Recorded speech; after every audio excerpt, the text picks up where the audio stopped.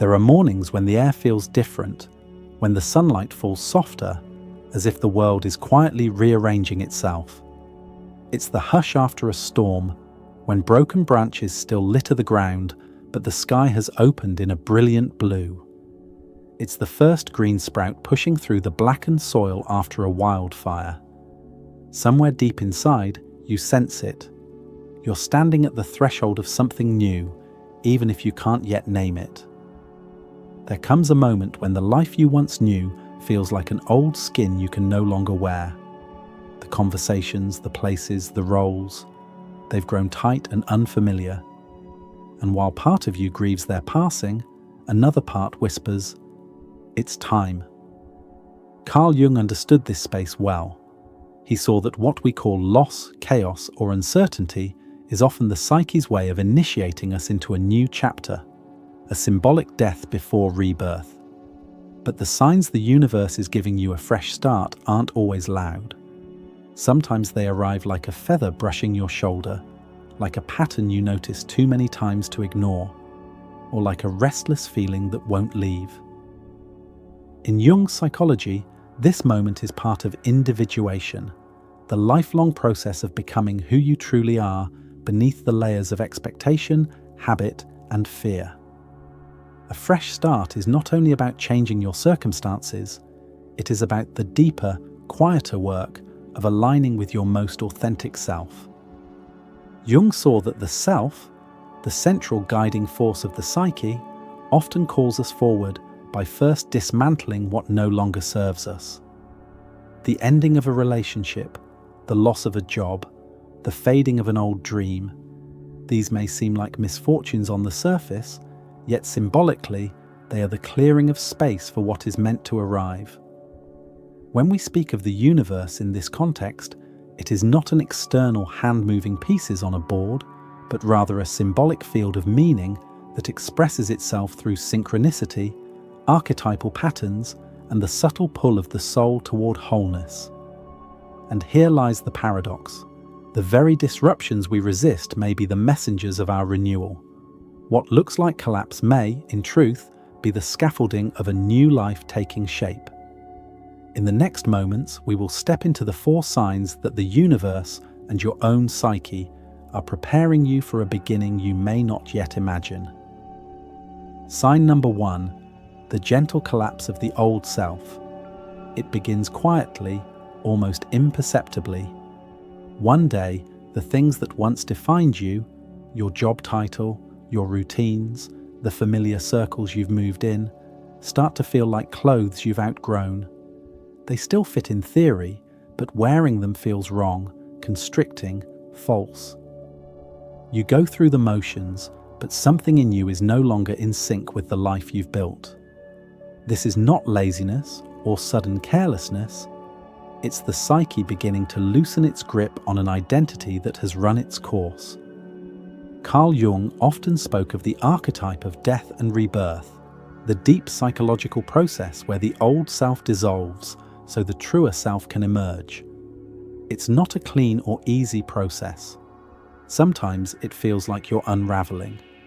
You may catch yourself wondering why certain friendships now feel shallow, why the career you once pursued with passion feels empty, why the habits you relied on no longer bring comfort. The truth is, your inner world is shifting ahead of your outer one. This is the gentle collapse, the psyche's way of making space for what comes next. Imagine someone who has spent decades building a career, convinced it was their life's purpose, only to wake up one morning feeling no connection to it. They still show up to the office, still meet deadlines, but each day feels like an act. At first they blame themselves, but slowly they begin to understand. This detachment is not a failure, it's a release. The ego resists fiercely here. It will tell you to cling to what you know, to avoid uncertainty, to keep the life you've already built because it is safe. But safe is not the same as alive. Jung understood that the psyche dismantles what is no longer aligned, not to punish us, but to make room for the self, the deeper, authentic essence that seeks to live through us. The collapse may come with grief, confusion, or fear. It's hard to watch the scaffolding of your identity come down. Yet if you look closely, you'll see that what's falling away is not your essence, but the structures that kept it hidden. The gentle collapse is not the end of you. It is the end of the chapter where you lived in a smaller version of yourself. What's left is the open space for what's next. Sign number 2. Synchronicities pointing to a new path. Synchronicity, as Carl Jung described, is when events are linked not by cause and effect, but by a deeper thread of meaning, moments that seem to arrive with perfect timing, as if the world itself is whispering to you. These signs often emerge when you're standing at the threshold of change, nudging you toward a new direction you may not yet fully see. They might appear as an unexpected encounter with someone who speaks directly to the struggle you've been silently carrying, or as the sudden repetition of a symbol, a word, a song, an image that feels charged with significance. They can take the form of an opportunity that lands in your lap at the precise moment you're questioning what's next. To the rational mind, these are coincidences. To the attuned soul, they are breadcrumbs left along the path to your next chapter. Imagine someone navigating the fog of heartbreak, feeling adrift and unsure of who they are without the person they once loved. In a single week, they stumble upon a book about reclaiming self-worth, overhear a stranger speaking about starting over, and notice a painting in a cafe titled "Becoming Whole." None of these events cause the others, yet together they weave a quiet tapestry of guidance. Jung saw synchronicities as evidence of the psyche's deep connection to the collective unconscious, a reminder that our inner world and outer world are not separate, but reflections of each other. Yet here lies the shadow tension. The ego often dismisses these moments, clinging to logic or fear, telling itself that nothing meaningful could possibly be unfolding. In doing so, we prolong cycles that have already reached their natural end, ignoring the subtle invitations to step into something new. The truth is, the universe rarely shouts. It speaks in patterns, in threads you must choose to follow. And each time you acknowledge a synchronicity, you strengthen your connection to that quiet guiding current. Sometimes those patterns don't make sense until much later, when you realize they form the map you didn't know you were following. The universe speaks in patterns. The question is, are you listening? Sign number 3, the emotional pull toward the unknown.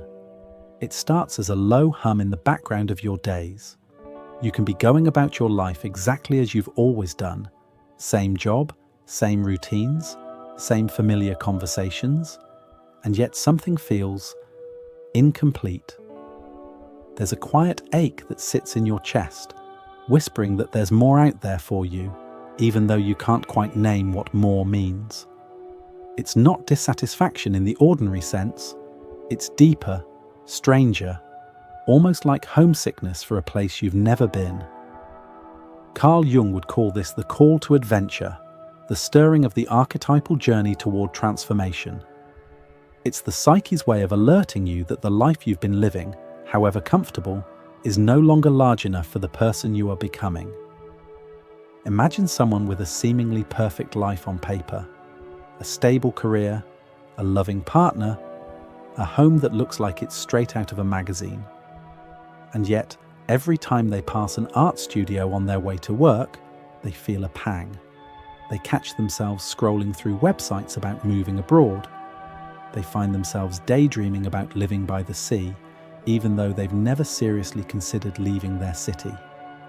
On the surface, nothing is wrong, but deep down, everything feels ready to shift. This is where the ego begins to panic. The ego loves safety, familiarity, and predictability.